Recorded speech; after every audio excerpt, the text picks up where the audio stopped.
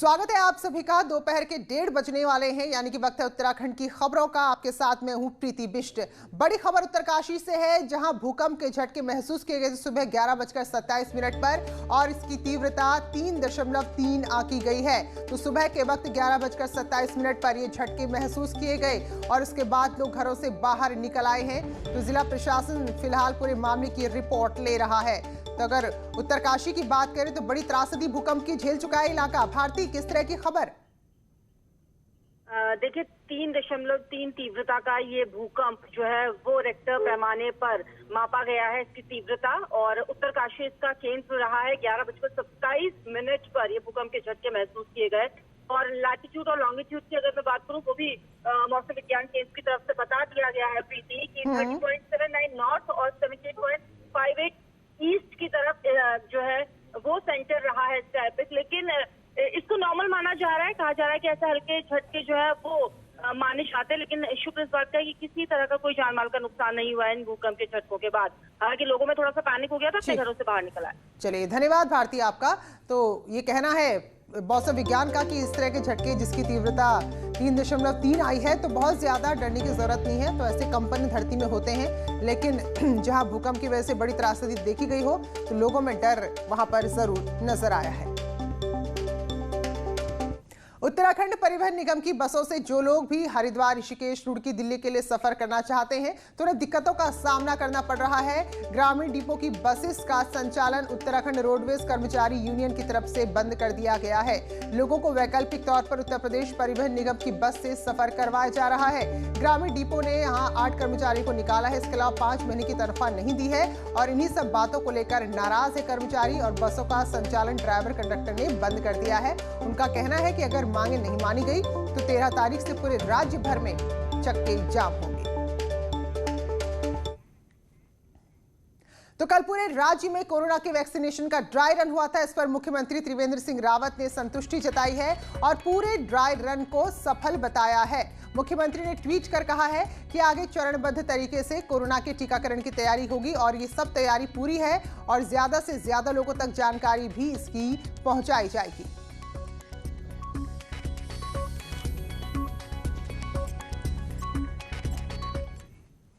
और वहीं कोरोना के बीच बर्ड फ्लू को लेकर भी राज्य में अलर्ट है। पशुपालन विभाग ने इसके लिए बाकायदा टीम बनाई है जो हालात पर नजर रखेगी। पोल्ट्री फार्म पर खासतौर पर नजर रखी जा रही है। देहरादून में निरीक्षण के लिए टीम बनाई गई है। पशुपालन विभाग को भी कहा गया है कि पूरी तरह से एहतियात बरतें। तो खासतौर पर वो लोग जो मुर्गी पालन से जुड़े हुए हैं तो वहां पर नजर रखी जा रही है और उनसे कहा गया है कि मुर्गी में अगर किसी भी तरह के कोई लक्षण दिखते हैं तो तुरंत इसकी जानकारी दें और टीम बाकायदा है जो हालात पर नजर बनाए हुए है। और वहीं कांग्रेस अपने मिशन में जुट चुकी है। कुमाऊं के बाद गढ़वाल मंडल में कांग्रेस नेताओं की बैठक हो रही है और देहरादून में बैठक हो रही है जिसमें विधायक हैं, पूर्व विधायक हैं, जिला अध्यक्ष, ब्लॉक के नेता पहुंच चुके हैं। कांग्रेस प्रदेश प्रभारी देवेंद्र यादव, नेता प्रतिपक्ष इंदिरा हृदय, प्रदेश अध्यक्ष प्रीतम सिंह मौजूद है। तो उनका कहना है कि पार्टी अब पूरी तरीके से चुनावी मोड में आ गई है और 22 में जीत उनकी तय है। प्रभारी हैं और समय समय पर वो प्रदेश का भ्रमण करते हैं और कांग्रेस की जो हमारे साथी हैं उनसे संवाद भी स्थापित करते हैं। बूथ लेवल पर कांग्रेस को मजबूत करने का काम कर रहे हैं। कि चुनाव मोड में आ चुका है पूरा वातावरण, तो स्वाभाविक है प्रभारी आए हुए हैं। वो बूथ स्तर से लेकर ब्लॉक स्तर तक और जिले की और महानगर की बैठकों में भाग ले रहे हैं और लोगों को दिशा निर्देश दे रहे हैं कि हर एक व्यक्ति बड़ा महत्वपूर्ण है। अगर वो जुट जाए अभी से तो परिवर्तन में आसानी हो जाएगी। वहीं कुंभ को लेकर भी तैयारियां अपने अंतिम दौर में हैं और जल्द ही अखाड़ा परिषद के अध्यक्ष मुख्यमंत्री से कुंभ की तैयारियों के स्वरूप को अंतिम रूप देने के लिए मुलाकात कर सकते हैं। तो इस दौरान कोशिश यही रहेगी कि सभी श्रद्धालुओं को कोविड गाइडलाइन का पालन करवाया जाए।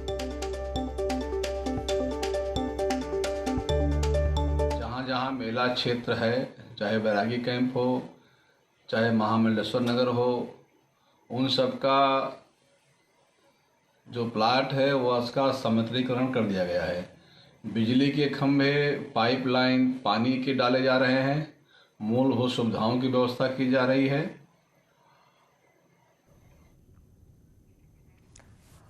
और कल डीजीपी अशोक कुमार ने बैठक ली, क्योंकि पुलिस की बड़ी भूमिका होती है इस तरह के बड़े आयोजन में। तो उन्होंने एक बात स्पष्ट की कि जो भी आयोजन होगा वो 48 दिन का नहीं बल्कि 60 दिन का होगा।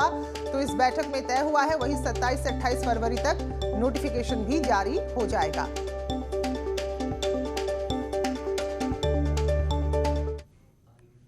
तो कुंभ में भारी भीड़ जुटती है, विश्व का सबसे बड़ा आयोजन होता है, लेकिन इस बार यात्रियों के साथ साथ जो जंगली जानवर हैं उनको भी नियंत्रित करना बड़ी चुनौती है प्रशासन के लिए। और खास तौर पर एक ऐसा बड़ा हिस्सा है कुंभ क्षेत्र का जहां हाथी और गुलदार लगातार आते जाते रहते हैं, उनकी चहलकदमी देखी जाती है। तो ऐसे में प्रशासन वन विभाग के साथ मिलकर रणनीति बना रहा है। जीवों को लेकर कैसे कोऑर्डिनेशन किया जाएगा वन विभाग से? वन्य जीवों की जो पॉलिसी है, जो एक्ट है, उसके हिसाब से हम काम करेंगे और एसटीएफ भी हमारी लगी रहती है और फॉरेस्ट जो वाइल्ड लाइफ वाले हैं उनके साथ कोऑर्डिनेट करते हैं, आगे भी करते रहेंगे। मंदिरों के आसपास की बात करें, इस तरह के बड़े आयोजन की बात करें तो यहाँ भीख मांगने वाले लोग काफी संख्या में रहते हैं, जो कई बार वहाँ आए श्रद्धालुओं के लिए मुसीबत का सबब भी बनते हैं। तो ऐसे में पुलिस ने एक ऐसा अभियान चलाया है जिससे भिखारियों को भी सुविधा होगी और लोगों को भी किसी तरह की दिक्कत नहीं होगी।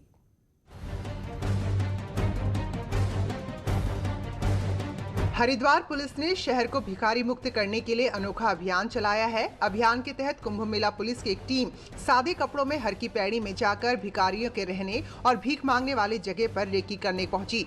हर की पैड़ी के आसपास भीख मांग रहे 103 भिखारियों को भिक्षु गृह भेजा गया। भिक्षु गृह भेजने से पहले भिखारियों का कोरोना टेस्ट कराने के साथ ही पुलिस ने भिखारियों का हुलिया बदलने के लिए इनकी हेयर कटिंग की, शेविंग भी कराई। हम खुद नहीं सोचते कि माँ ने मना मजबूरी मांगते, पिताजी वो हमारे गुजर गए थे, वो कहा कि भाई बंद हमसे छोटे छोटे थे इसलिए आए थे। हमें खुद नहीं मांगना, हमें अच्छा नहीं लगता था, हमें खुद बेइज्जती का लगता था। आईजी कुंभ संजय गुंजियाल अपने द्वारा चलाए गए इस अभियान के बारे में कहते हैं कि इस बार कुंभ मेला पुलिस का उद्देश्य भिखारियों को पकड़कर सिर्फ भिक्षु गृह में बंद करना नहीं, बल्कि उनको सम्मानजनक तरीके से जीने की राह दिखाना है। ऐसे बेगर्स जो कि काम करना चाहते हैं और रिमांड पीरियड पूरा होने के बाद अगर वो पुलिस के जो थाने चौकी बनते हैं वहाँ अस्थायी रूप से काम करना चाहते हैं तो उन्हें भी हम लोग जैसे रिमांड पीरियड पूरा हो जाएगा अपने वहाँ रखेंगे। पुलिस द्वारा चलाए गए अभियान से हरिद्वार में भीख मांगने वालों की संख्या में कमी आएगी, साथ ही अभियान से यहाँ आने वाले श्रद्धालुओं को भी भिखारियों से राहत मिलेगी। न्यूज़ 18 के लिए देहरादून से सत्येंद्र बर्थवाल की रिपोर्ट। गढ़वाल से कुमाऊं को जोड़ने वाले कंडी मार्ग के सबसे अहम हिस्से जो कई सालों से विवादों में भी फंसते रहे, लालढंग और चिल्लर खाल, अब यहाँ वन मोटर मार्ग के निर्माण की उम्मीद फिर से जगी है। वन मंत्री दावा कर रहे हैं कि इस साल के अंत तक चिल्लर खाल मोटर मार्ग के निर्माण का काम पूरा हो जाएगा। तो नेशनल वाइल्ड लाइफ बोर्ड की ओर से दिशा निर्देश दिए गए हैं और उन्हीं निर्देशों के आधार पर ही यह निर्माण कार्य कराया जाएगा। दरअसल यहाँ 3 पुलों का निर्माण भी किया जा रहा था, लेकिन NTCA की ओर से निर्माण पर रोक लगा दी गई और यही बात कही गई थी कि वन्य जीवन पर इसका असर पड़ेगा, लेकिन अब वन मंत्री आश्वासन दे रहे हैं साल के अंत तक का। तैयारी हमारी हो गई है और बहुत जल्दी हम इस मार्ग को जो नेशनल वाइल्ड लाइफ बोर्ड ने जो डायरेक्शन हमको दिए हैं और उस डायरेक्शन की जो स्वीकृति उन्होंने हमको दी है, उस डायरेक्शन के अनुसार हम इस मार्ग को इस वित्तीय वर्ष में बनाने की हमारी योजना है। इसी तरह प्रदेश के अंदर जैसे जो जू है, कर्ण आश्रम जू है, उसको भी हम बनाएंगे। उत्तराखंड पावर कॉर्पोरेशन लिमिटेड यानी UPCL में MD का आदेश कर्मचारियों के लिए मुसीबत बन गया है। आदेश के अनुसार राजस्व वसूली में कमी आई या फिर लाइन लॉस कम नहीं हुआ तो फील्ड के अधिकारी को इसके लिए जिम्मेदार माना जाएगा। अब इस आदेश के बाद जो ऊर्जा निगम के कर्मचारी हैं वो चिंतित हैं और अब विरोध में भी उतर आए हैं। तो आपको बता दें कि पावर कॉर्पोरेशन का उपभोक्ताओं पर बिजली बिल का करीब 900 करोड़ बकाया है, तो अच्छी खासी रकम है। और इसमें से सबसे ज़्यादा जो बड़ी बात है वो ये है कि 200 करोड़ तो सिर्फ सरकारी एजेंसियों का बकाया है। तो अब जो अधिकारी हैं उन्हें वसूली करनी होगी और अगर नहीं कर पाते हैं तो उन्हीं को जिम्मेदार माना जाएगा।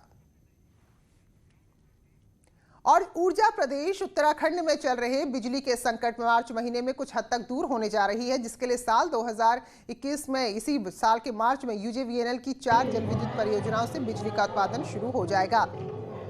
तो इन परियोजनाओं की बात करें तो इनमें व्यासी परियोजना से 120 मेगावाट, कालीगंगा परियोजना से 204 मेगावाट, सुरिंगाड़ में 5 मेगावाट और मध्य महेश्वर में 15 मेगावाट बिजली का उत्पादन शुरू हो जाएगा। योजनाओं में हम इस वर्ष कालीगंगा 2 जो कि 4.5 मेगावाट की है, सुरिनगाड़ जो कि 5 मेगावाट की है और व्यासी जो कि 120 मेगावाट का है और मध्य महेश्वर जो कि 15 मेगावाट की परियोजना है। ये सारी परियोजना इस वर्ष हम पूर्ण करेंगे। दुनिया ऑनलाइन हो रही है तो ठग भी ऑनलाइन हो रहे हैं और आए दिन कोई ना कोई इन ठगों की जाल में फंसी रहा है, लेकिन पुलिस के पास इस ऑनलाइन ठगी के लिए कोई मजबूत तंत्र नहीं है जिसका फायदा ये पूरा उठा रहे हैं।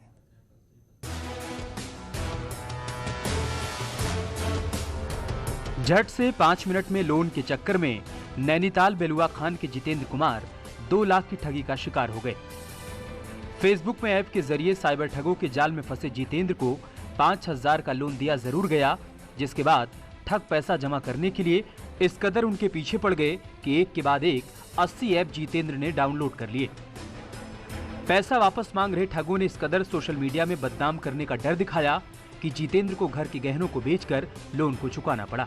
अब इधर उधर से पैसा लेके, फंड का पैसा लेके, यहाँ तक कि अपने परिवार का जेवर तक गिरवी रख के मैंने इनको वो करा है, लेकिन आज इन्होंने मेरी फ़ोटो सारी वायरल कर दी है और मेरे नाम का ग्रुप बना दिया है कि जितेंद्र कुमार फ्रॉड है या चोर है। ऐसा सिर्फ जितेंद्र ही नहीं बल्कि रोजाना कोई न कोई इन ठगों के चक्कर में फंस रहा है और ठगी होने के बाद पुलिस के चक्कर काट रहा है।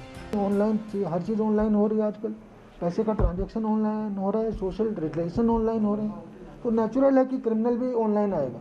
तो उसको हमें उससे निपटना है, काफ़ी बड़ा चैलेंज है। हमने अपनी फोर्स को 4,000 पुलिसकर्मियों को ट्रेन किया साइबर क्राइम में और हमें जनता को भी जागरूक करना है कि जल्दी से इनके जाल में न आए। दरअसल साइबर ठगों पर IT एक्ट के तहत कार्रवाई की जाती है, लेकिन पुलिस की साइबर क्राइम में कमजोर पकड़ से इन अपराधियों को सजा मिल पाना भी कठिन हो रहा है। IT एक्ट से रिलेटेड जितने भी केसेस फाइल होते हैं या मुकदमे कोर्ट तक पहुंचते हैं, उसमें बहुत ज़्यादा कोई रिलीफ की उम्मीद होती नहीं। बहरहाल ठगी का शिकार पहले तो अपनी रकम गंवा रहे हैं और उसके बाद पुलिस और कोर्ट कचहरी के चक्कर काट रहे हैं। ऐसे में अगर इन ठगों से बचना है तो इसके लिए जागरूकता ही एकमात्र विकल्प है। न्यूज़ 18 के लिए नैनीताल से वीरेंद्र बिष्ट की रिपोर्ट। चलिए और अब बात करते हैं बाघों की शिफ्टिंग की, जिन्हें कॉर्बेट टाइगर रिजर्व से राजाजी टाइगर रिजर्व में शिफ्ट किया जाना है। तो कुल 5 बाघों को शिफ्ट किया जाना है, जिनमें से 2 बाघ शिफ्ट हो चुके हैं। तो पहले एक बाघिन को शिफ्ट किया गया था और अब एक बाघ को शिफ्ट किया गया। तो ऐसे में ट्रैंकुलाइज कर प्रशासन ने अपने सभी संसाधन का इस्तेमाल किया है और दूसरे चरण की कार्रवाई में इन बाघों के व्यवहार को भी देखा गया है। हालांकि कॉर्बेट प्रशासन रीलोकेट होने वाले बाघ और बाघिन की तलाश भी कर रहा है, यानी कि जिनको यहाँ लाया गया, क्या वो यहाँ के वातावरण के अनुकूल अपने आप को, यहाँ के माहौल के अनुकूल अपने आप को ढाल पाए या नहीं। अब ये भी एक बड़ी चुनौती है नजर रखने की। अभी मेल और फीमेल जो हैं एक पेयर राजाजी टाइगर रिजर्व के वेस्टर्न रीजन में शिफ्ट हो गए हैं। अभी उनकी मॉनिटरिंग कुछ समय की जाएगी और जैसा रिस्पांस होता है इन टाइगर्स का उस एरिया में, उसी के हिसाब से आगे की कार्रवाई की जाएगी। साथ ही साथ हमारा कॉर्बेट लैंडस्केप में भी पैरेलली नेक्स्ट पेयर टाइगर्स को आइडेंटिफाई करने का प्रोसेस वो जो है स्टार्ट कर दिया गया। शहर जितने बड़े उतने बड़े कूड़े के ढेर और उतनी ही बड़ी समस्या, लेकिन रुद्रप्रयाग जिले के अगस्त्यमुनि नगर पंचायत में कूड़े से लाखों की कमाई हो रही है। 7 वार्ड वाली नगर पंचायत अगस्त्यमुनि में पर्यावरण मित्रों की मदद से घर घर से जैविक और अजैविक कूड़ा इकट्ठा हो रहा है और फिर जो अजैविक कूड़ा है उसको मशीन में पैकेट बनाकर कंपनियों को बेचा जा रहा है। वहीं जैविक कूड़े से खाद बनाई जा रही है, जिससे कूड़े का भी समाधान हो रहा है, निस्तारण हो रहा है। वहीं नगर पंचायत को अच्छी खासी आमदनी भी मिल रही है। और अगर आंकड़ों की बात करें तो 2018 से 2019 में कूड़ा बेचकर 2,20,000 कमाए गए, जबकि 2019 से 2020 में 2,60,000 रुपए कूड़ा बेचकर कमाए गए हैं। हमने वर्ष 2018-19 में 2,20,000 रुपए करीब हम लोगों ने कमाया था और करीब 44 टन के आसपास में हम लोगों ने कूड़ा इसमें बेचा है और साथ ही हमने 6 टन के आसपास में राजस्थान सीमेंट फैक्ट्री में बेचा था। 2020-21 में अभी तक दिसंबर के महीने तक हम लोग करीब 48 टन कूड़ा बेच चुके हैं, जिसमें से कि हमको 2,60,000 रुपये के आसपास में इनकम हो चुकी है। स्वागत है ब्रेक के बाद। श्रीनगर गढ़वाल का सबसे बड़ा अस्पताल है राजकीय बेस अस्पताल, लेकिन यहाँ ट्रांसफार्मर खराब है जिसकी वजह से मरीज और तीमारदार हर कोई परेशान है और स्थिति यह है कि मोमबत्ती के सहारे रात गुजारनी पड़ रही है। वह अस्पताल प्रशासन कह रहा है कि जल्द ही ट्रांसफार्मर को सही कर लिया जाएगा। तो हैरानी की बात है, ऐसे संवेदनशील जगह में भी इतनी बड़ी लापरवाही। 2-3 दिन से लाइट भी चल रहा है, जैसे कि रात को लाइट तो मोमबत्ती जला के और लाइट तो हमारे ट्रांसफार्मर मतलब आग लगी थी, इलेक्ट्रिसिटी की परेशानी हो रही है। उसे हम जल्दी हमने सामान मंगा दिया देहरादून से। हमारा वो परसों ही सामान पहुंच गया था, उसकी मतलब वो लगे हुए हमारी लेवल लगी हुई है और जल्दी समाधान हो जाए। बीजेपी के प्रदेश अध्यक्ष बंशीधर भगत राज्य के सभी विधानसभा क्षेत्रों का दौरा कर रहे हैं। अल्मोड़ा पहुंचे बंशीधर भगत ने कहा कि हर विधानसभा में कार्यकर्ता उनको उत्साह से लबरेज नजर आ रहे हैं और 22 के चुनाव में बीजेपी एक बार फिर से बम्पर सीटें जीतेगी। हालांकि इस दौरान यहां पर बैठे थे तो कांग्रेस के कार्यकर्ताओं ने बंशीधर भगत को काले झंडे दिखाकर विरोध भी जताया है। 70 विधानसभाओं में जाने का संकल्प लिया है। आज हम 10वीं विधानसभा में हैं और जिस तरीके का अभूतपूर्व स्वागत हो रहा है उससे लगता है कार्यकर्ताओं में एक बेहद उत्साह है और हम पहले से अच्छे ढंग से सफल होंगे। मेरी उम्मीद है कि इस बार हम 70 में से 60 विधानसभा लेकर। तो बीजेपी जो लगातार बूथ को अपने मजबूत कर रही है, वही कांग्रेस की बात करें तो वो भी मंडलवार बैठकों में जुटी हुई है। आज गढ़वाल मंडल की बैठक देहरादून में है तो कांग्रेस को और बीजेपी दोनों में 22 को लेकर अब तैयारियां तेज हैं। छोटे छोटे बच्चे अक्सर ऐसा कुछ कर गुजरते हैं जो आप और हम बड़े सोच भी नहीं पाते। उनका दिमाग, उनका जज्बा, उनका हौसला चट्टान सा मजबूत होता है। इसी हौसले को सलाम करने न्यूज़ 18 लेकर आ रहा है एक टीवी का अनोखा शो, खास प्रोग्राम बायजूस यंग जीनियस। तो बायजूस यंग जीनियस में पूरा देश देखेगा उन बच्चों को जिनकी उम्र भले ही कच्ची है लेकिन हुनर पक्का है, जिनकी उम्र भले ही कम है लेकिन कद इतना बड़ा कि अच्छे खासे उनके आगे बौने साबित हो जाते हैं।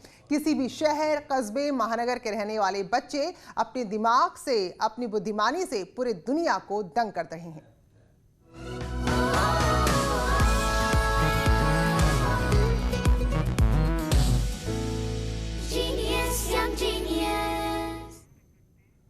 तो जाहिर सी बात है आप भी ऐसे यंग जीनियस से मिलना चाहेंगे तो हमारा खास कार्यक्रम आप देख सकते हैं 16 जनवरी से। लेकिन उससे पहले आपको मिलाते कुछ कमाल की किट से। 13 साल के हैं अंशुमन, जो उत्तर प्रदेश के आजमगढ़ में रहते हैं। अंतरिक्ष में जाने का ख्वाब देख रहे हैं और इस सपने को हकीकत में बनाने के लिए उन्होंने नंबरों से दोस्ती कर ली है। 5वीं में पढ़ने वाले अंशुमन साइंस ओलंपियाड में पूरी दुनिया में दूसरे नंबर पर आए।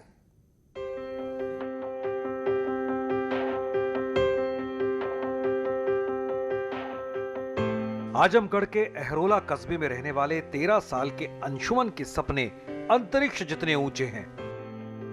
वो एस्ट्रोनॉट बनकर अंतरिक्ष में जाना चाहता है ताकि वहां से अपना देश देख सके। क्या एम क्या है? एस्ट्रोनॉट। पिता पुलिस में है तो माँ प्राइमरी स्कूल की टीचर है। सामान्य परिवार में पला बढ़ा अंशुमन हर इम्तिहान में अव्वल आता रहा, लेकिन जब उसने 2019 में साइंस ओलंपियाड फाउंडेशन यानी SOF में पूरी दुनिया में दूसरा नंबर हासिल किया तो परिवार और कस्बा दोनों चमक उठे। मम्मी मुझे पढ़ाती हैं, मैथ्स, साइंस, जीके जितने भी सब्जेक्ट्स दिए गए हैं सब पढ़ाती हैं, और पापा जब आते हैं तो मुझे हिंदी पढ़ाते हैं और इंग्लिश।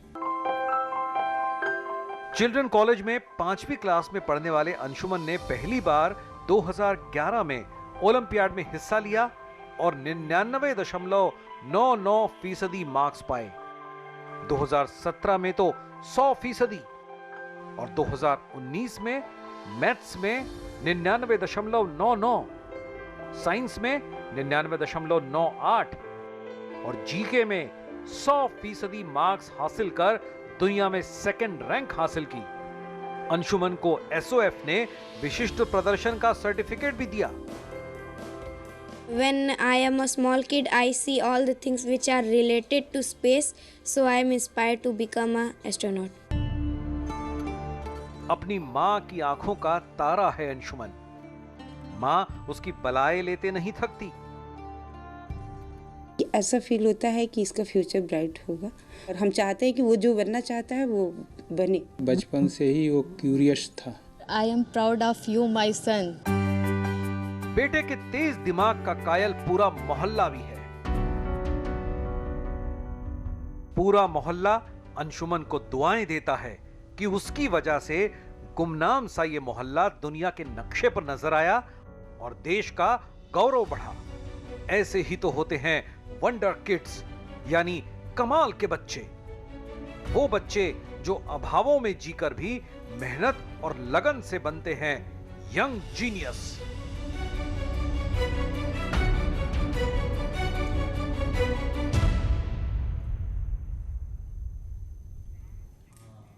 तो वाकई में कमाल के हैं बच्चे और ऐसे बहुत सारे बच्चे हैं आपके हमारे आसपास मौजूद हैं। तो उन बच्चों से आप मिल सकते हैं 16 जनवरी से न्यूज़ 18 पर, क्योंकि न्यूज़ 18 लेकर आ रहा है ऐसे ही अनोखे बच्चों का दंग करने वाला जुनून, दिमाग और हौसला और बड़ी हस्तियों के साथ उनकी जुगलबंदी। तो देखिए Byju's young genius news 18 UP Uttarakhand पर हर शनिवार शाम 7:30 बजे और हर रविवार दिन में 12:30 बजे। तो फिलहाल इस बुलेटिन में इतना ही। ब्रेक के बाद भी सिलसिला जारी है।